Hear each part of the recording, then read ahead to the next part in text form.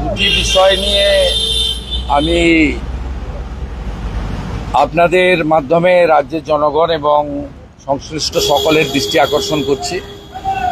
একটা হচ্ছে অবৈধভাবে ৭৬টা জাতিকে, মুসলিম জাতিকে ওবিসিতে ইনক্লুশনের চেষ্টা নিয়ে আপনারা অনেক দিন ধরেই বিষয়টা হাইকোর্ট, সুপ্রিম কোর্ট, বিধানসভার ভিতরে বাইরে নানা জায়গায় নানাভাবে চর্চিত এবং জটিলতা বিদ্যমান। যেহেতু ৭৬টা মুসলিম জনগোষ্ঠীকে মমতা বন্দ্যোপাধ্যায় তার ভোট ব্যাংকের জন্য ওবিসি করতে পারেননি, সেই জন্য মুখ্য সচিব মনোজ পন্তের নেতৃত্বে মমতা বন্দ্যোপাধ্যায় চাটুকার স্তাবকরা তারা আবার একটি অবৈধ কাজ শুরু করেছেন। প্রথমত, এই রাজ্যে স্থায়ী চাকরি বন্ধ হয়ে যাওয়ার ফলে শিডিউল ট্রাইব এবং শিডিউল কাস্ট তারা সংরক্ষণ থেকে বঞ্চিত হচ্ছেন।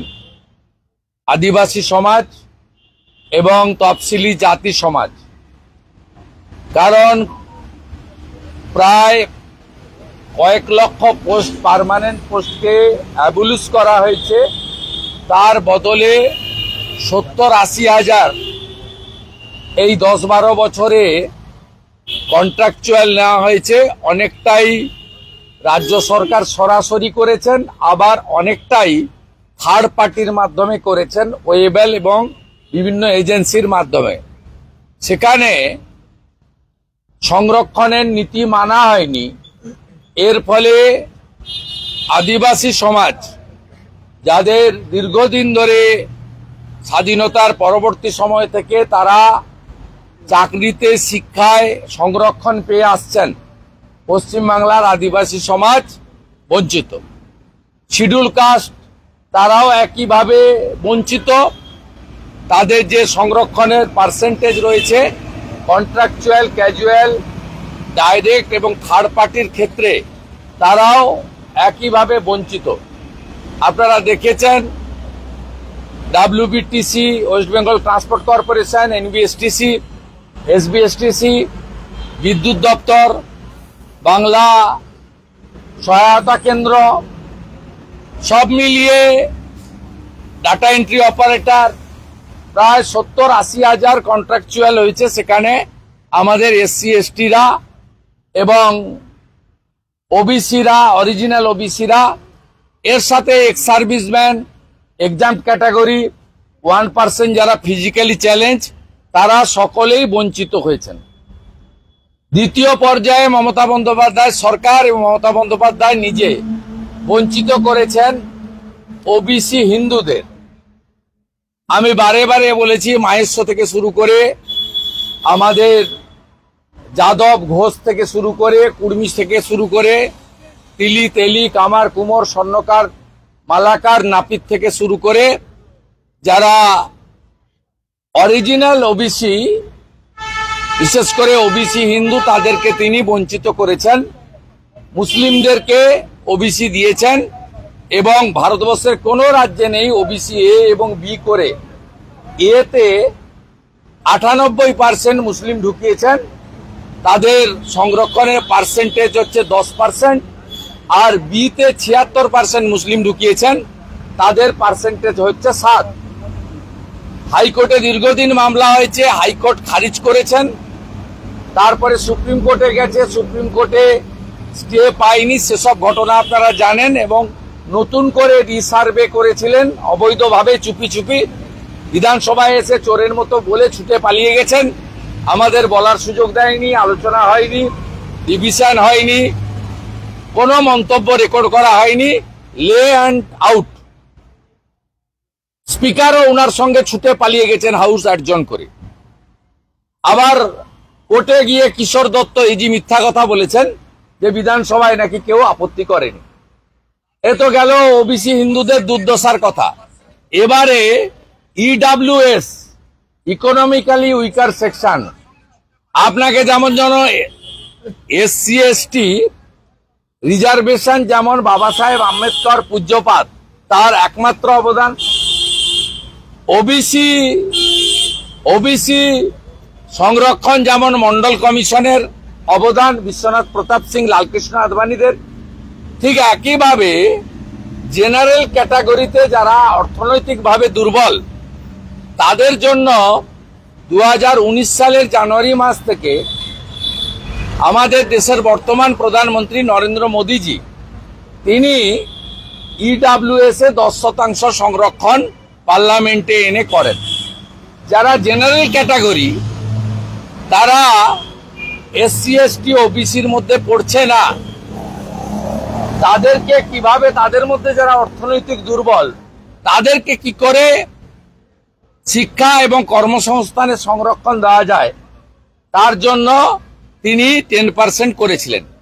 পশ্চিমবঙ্গে বিধানসভায় সর্বসম্মতিক্রমে ইডব্লিউএস অনুমোদিত হলেও এই ইডব্লিউএস কিন্তু কার্যকর হয়নি।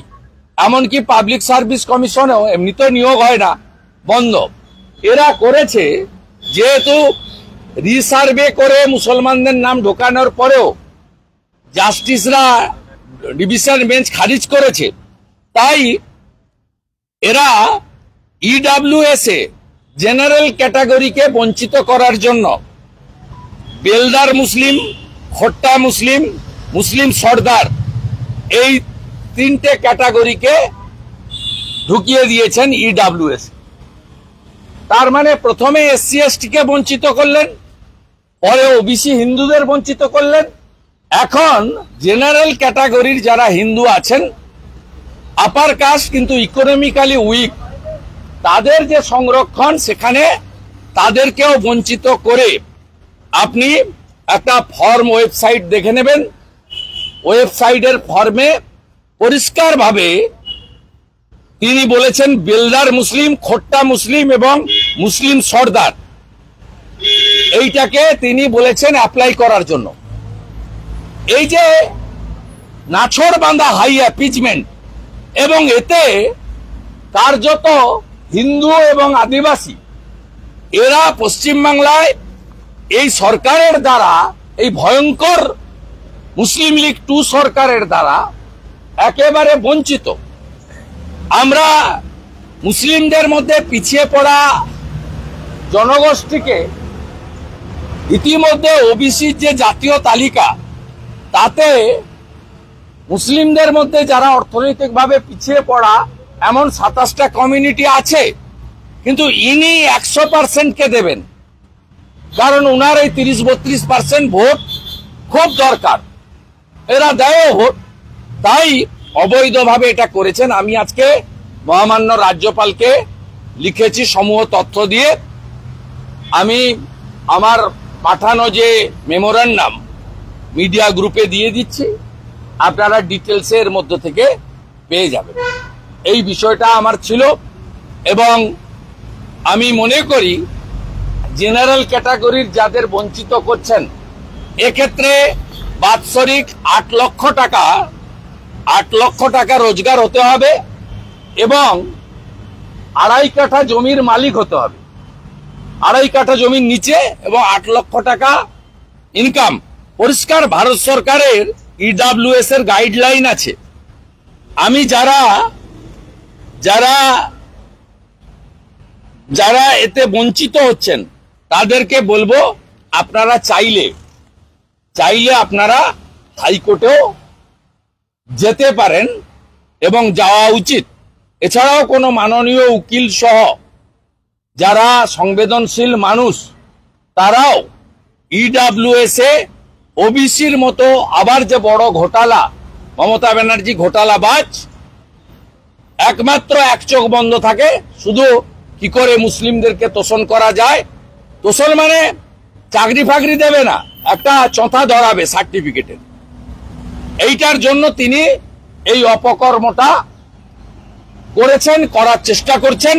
রুখে দেওয়ার জন্য আমি জেনারেল ক্যাটাগরির বঞ্চিত লোকেদেরকে বা আমাদের দায়িত্বশীল আইনজীবী সহ সমাজের যারা আছেন তাদেরকে যারা ইডব্লিউএস এর লড়াই লড়েছিলেন তাদেরকে একটা বড় লড়াই যেমন মন্ডল কমিশনের হয়েছিল, তেমনি মধ্যপ্রদেশ, উত্তরপ্রদেশ, রাজস্থানে, গুজরাটে ইডব্লিউএস এর জন্য কিন্তু জেনারেল ক্যাটাগরির অর্থনৈতিকভাবে দুর্বল লোকেরা, গরিব লোকেরা, তারাও কিন্তু লড়াই করে এটা আদায় করেছে।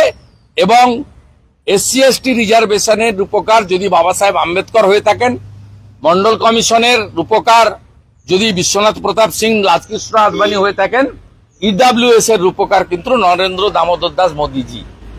তাই এই বিষয়ে আমি আজকে লিডার অব অপোজিশন হিসেবে আমার দায়িত্ব সাংবিধানিক প্রধানের কাছে রেকর্ড করানো, আপনাদের মাধ্যমে জনগণকে এবং জেনারেল ক্যাটাগরির ইডব্লিউএস এর বঞ্চিত লোকেদের কাছে পাশে দাঁড়ানোর বার্তা দেওয়া। এটাই আমি